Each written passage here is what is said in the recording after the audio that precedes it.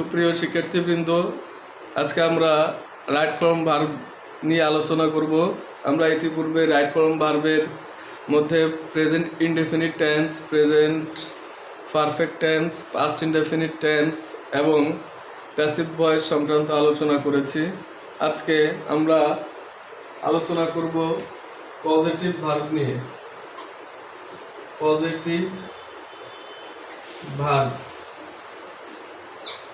আজকে আমরা আলোচনা করব পজিটিভ ভার্ব নিয়ে। এটি হলো কাউকে দিয়ে কোনো কিছু করিয়ে নেওয়া, যেমন সে আমাকে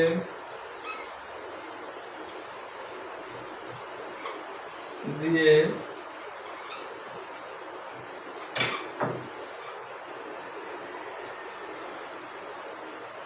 রান্না করায়। সে আমাকে দিয়ে রান্না করায়। সে আমাকে দিয়ে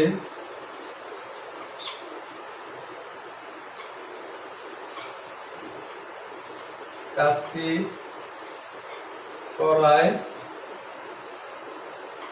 না। সে আমাকে দিয়ে কাজটি করায় না। তাহলে এখানে আমাকে দিয়ে কাজ করায় বা আমাকে দিয়ে কাজটি করায় না। তাহলে কাউকে দিয়ে কোনো কিছু করানোর ক্ষেত্রে আমরা পজিটিভ ভার্ব ব্যবহার করব। আমরা রাইট ফর্ম ভার্বের আলোকে দেখব এবার।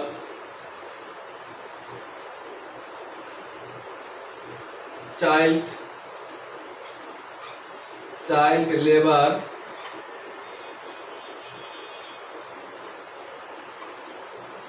has been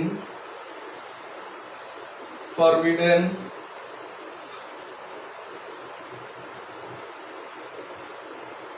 by the UN to make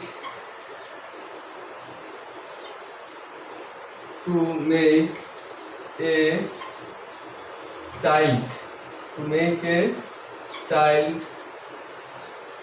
do the work, do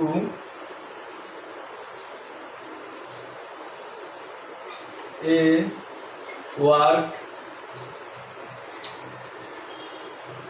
that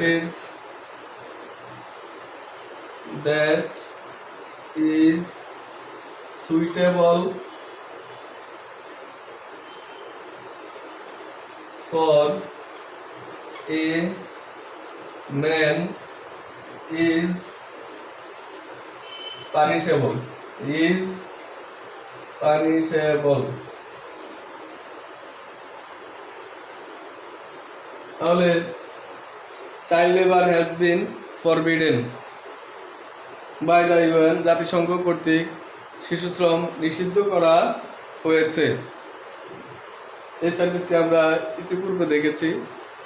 এরপরে সেন্টেন্স ছিল two make a child, two make a child do a work that is suitable for a man is punishable.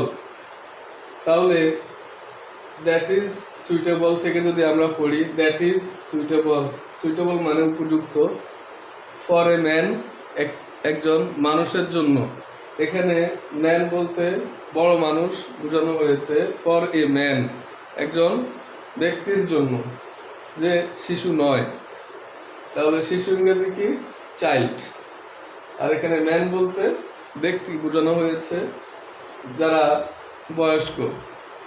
তাহলে that is suitable for a man, যা একজন মানুষের জন্য, একজন বড় মানুষের জন্য উপযোগী। সুইটেবল, ইজ পানিশেবল, এটা হলো শাস্তিযোগ্য। তাহলে কোনটা শাস্তিযোগ্য? Two make a child do a work that is suitable for a man, অর্থাৎ একজন শিশুকে দিয়ে কোনো একটি কাজ করানো, এই ওয়ার্ক একটি কাজ, একটি শিশুকে দিয়ে একটি কাজ করানো, ডু অর্থ করা। এখানে যেহেতু মেক শব্দটা ব্যবহার করা হয়েছে, তাহলে এই মেকটাই আমাদের পজিটিভ ভার্ব। তাহলে আমাদের জানতে হবে পজিটিভ ভার্বগুলো মূলত কি কি। মেক, মেক একটি পজিটিভ ভার্ব। এছাড়া আছে get, GET, get positive verb. এছাড়া রয়েছে লেট, LET, লেট। এছাড়া হ্যাভ এজ ও পজিটিভ ভার্ব হিসাবে ব্যবহৃত হয়। তাহলে একটি শিশু, একটি কাজ, তাহলে যেহেতু মেক আছে, তাহলে এখানে এই শব্দটা দিয়ে আমরা এটার বাংলা অর্থ করব দিয়ে। তাহলে এটি পজিটিভ ভার্ব হিসেবে ব্যবহৃত হয়েছে একটি শিশুকে দিয়ে একটি কাজ করানো, ডু অর্থ করা। তাহলে একটি শিশুকে দিয়ে একটি কাজ করানো যা একজন মানুষের জন্য উপযোগী, এটি হলো শাস্তিযোগ্য। অর্থাৎ একটি বড় মানুষ যে কাজ করতে পারবে সেই কাজ যদি একটি শিশুকে দিয়ে করানো হয় তাহলে সেটি কি শাস্তিযোগ্য। তাহলে এই সেন্টেন্সে আন্ডারলাইন করা শব্দের রাইট ফর্ম অফ ভার্ব আমাদের কি হবে? তাহলে ডু এর সাথে এর যোগ হলে does, past form did, first participle done. এখন এখানে কি হবে? তাহলে এখানে পজিটিভ ভার্ব কি আছে? মেক। এই পজিটিভ ভার্বের পরে আমরা এখানে দেখতে পাচ্ছি যে এ চাইল্ড, একটি শিশু, এটি প্রাণীবাচক, এটি অপ্রাণীবাচক নয়। তাহলে পজিটিভ ভার্বের পরে যেহেতু প্রাণীবাচক কমপ্লিমেন্ট রয়েছে, সেক্ষেত্রে আমরা ভার্বের প্রেজেন্ট ফর্ম বসাবো, অর্থাৎ এখানে ভার্বের কোনো পরিবর্তন হবে না। তাহলে আমরা দেখলাম মেক শব্দটি একটি পজিটিভ ভার্ব। মেক শব্দটির পরে রয়েছে একটি প্রাণীবাচক কমপ্লিমেন্ট। এই কারণে পরবর্তী যে ভার্ব থাকবে সেই ভার্বের রাইট ফর্ম হবে প্রেজেন্ট ফর্ম। এখন আমরা দেখব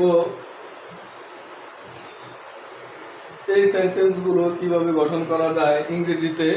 সে আমাকে দিয়ে কাজটি করায় না, সে আমাকে দিয়ে রান্না করায়। তাহলে সাবজেক্ট কি আছে এখানে? এখানে সে ইংরেজি কি? হি। তাহলে আমাকে দিয়ে কোনো কিছু করায়, তাহলে এখানে কোন শব্দ আসবে? মেক। যেহেতু আমাকে দিয়ে করায়, তাহলে এখানে পজিটিভ ভার্ব আসবে মেক। পজিটিভ ভার্ব আসবে মেক। যেহেতু আমাকে দিয়ে করায়, তাহলে কাউকে দিয়ে কোনো কিছু করার ক্ষেত্রে আমরা মেক শব্দটা ব্যবহার করতে পারি। এটা জোরপূর্বক বলা যায়, একরকম ফোর্সফুলি কাউকে দিয়ে কোনো কিছু করানো ক্ষেত্রে আমরা মেক শব্দটা ব্যবহার করব। হি মেক, কাকে? আমাকে। হি মেক আমাকে, ইংরেজি মি। সে আমাকে দিয়ে করায়। তাহলে এখানে পজিটিভ ভার্বের পরে একটি কমপ্লিমেন্ট বসেছে, কাকে দিয়ে করায়? আমাকে দিয়ে কমপ্লিমেন্ট। তাহলে এটি প্রাণীবাচক, হি মেক মি। তাহলে এখানে কি করায়? রান্না করায়। তাহলে রান্না করানো ইংরেজি করা ইংরেজি কি? Cook. He make me cook. He make me cook. সে আমাকে দিয়ে রান্না করায়। যদি আমরা বলি সে আমাকে দিয়ে রান্না করাচ্ছে, সে আমাকে দিয়ে রান্না করাচ্ছে, তাহলে কি হবে? He is making me cook. তাহলে আমরা দেখতে পাচ্ছি যে আমাদের টেন্সের পরিবর্তন হয়েছে, কিন্তু পজিটিভ ভার্ব পরিবর্তন হয়েছে, পরের ভার্বটি কিন্তু পরিবর্তন হয় নাই। এটি মূল লক্ষণীয় বিষয়। আমি যদি বলি প্রেজেন্ট পারফেক্ট টেন্স, সে কাজটি করেছে, he has done the work, আমরা এর আগে আমরা এটি জেনেছি প্রেজেন্ট পারফেক্ট টেন্স। তাহলে সে আমাকে দিয়ে রান্না করিয়েছে, তাহলে কি হবে? প্রেজেন্ট পারফেক্ট টেন্স হবে। করিয়েছে, ধরেছে, গিয়েছে, তাহলে সে আমাকে দিয়ে রান্না করিয়েছে, এগুলা কোন টেন্স হবে? প্রেজেন্ট পারফেক্ট টেন্স হবে। প্রেজেন্ট পারফেক্ট টেন্সে কি হবে? হ্যাভ অথবা হ্যাজ। তাহলে এখানে আমরা হ্যাজ বসাতে পারি, হি হ্যাজ। তাহলে প্রেজেন্ট পারফেক্ট টেন্সে ভার্বের কি হবে? পাস্ট পার্টিসিপল হবে। তাহলে মেকটা কি হয়ে যাবে? মেড। তাহলে সে আমাকে দিয়ে রান্না করিয়েছে। He has made me cook. এই ভার্বটির কিন্তু কোনো পরিবর্তন হচ্ছে না। আমরা এর পরবর্তী সেন্টেন্সটি দেখছি, সে আমাকে দিয়ে কাজটি করায় না। তাহলে সে ইংরেজি আমরা লিখি হি। তাহলে সে আমাকে দিয়ে, তাহলে কাউকে দিয়ে কোনো কিছু করানোর ক্ষেত্রে আমরা জোরপূর্বক করানোর ক্ষেত্রে আমরা মেক শব্দটা ব্যবহার করতে পারি, মেক। তাহলে কাকে? আমাকে। কমপ্লিমেন্টটা কি? কাকে দিয়ে করায় সেটি হলো কমপ্লিমেন্ট, যাকে দিয়ে করাবে সেটি হলো এই পজিটিভ ভার্বের কমপ্লিমেন্ট। তাহলে হি মেক মি, তাহলে আমাকে দিয়ে কি কাজটি করায় না করায় না? করায় না। তাহলে নট মেক কি হবে? Not make me. তাহলে কোনো সেন্টেন্সে যদি আমরা নট ব্যবহার করি সেটি অক্সিলারি ভার্ব ছাড়া ব্যবহার করা যাবে না। তাহলে এখানে অক্সিলারি ভার্ব কি হবে? সে আমাকে দিয়ে কাজটি করায় না। তাহলে সে আমাকে দিয়ে কাজটি করায়, আমি বই পড়ি, সে স্কুলে যায়। এই ধরনের সেন্টেন্স কি হবে? প্রেজেন্ট ইনডেফিনিট টেন্স হবে। আর প্রেজেন্ট ইনডেফিনিট টেন্সে যদি আমরা নেগেটিভ কোনো সেন্টেন্স লিখি ইংরেজিতে, সেক্ষেত্রে আমরা অক্সিলারি ভার্ব নিব ডু অথবা ডাজ। তাহলে হির সাথে হবে ডাজ। তাহলে প্রেজেন্ট ইনডেফিনিট টেন্সের ক্ষেত্রে যদি আমরা নেগেটিভ সেন্সের সেন্টেন্স গঠন করি সেক্ষেত্রে আমরা অক্সিলারি ভার্ব নিব ডাজ। তাহলে he does not make me, কাজটি করায় না। তাহলে কাজটি ইংরেজি কি? The work. The work. He does not make me do the work, কাজটি করায় না। তাহলে করা ইংরেজি কি? Do. Does not make me do the work. Does not make me do the work. তাহলে এখানে মেক শব্দটি হলো positive verb.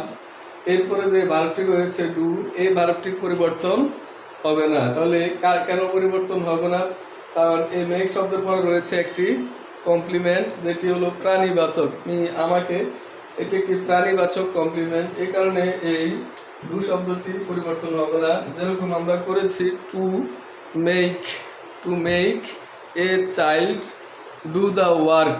Do the work. To make a child do the work that is suitable for a man. তাহলে to make a child do শব্দের পরিবর্তন হয়নি, এটি ইতিপূর্বে আমরা দেখিয়েছি। এছাড়া আমরা যদি গেট দিয়ে লিখি, গেট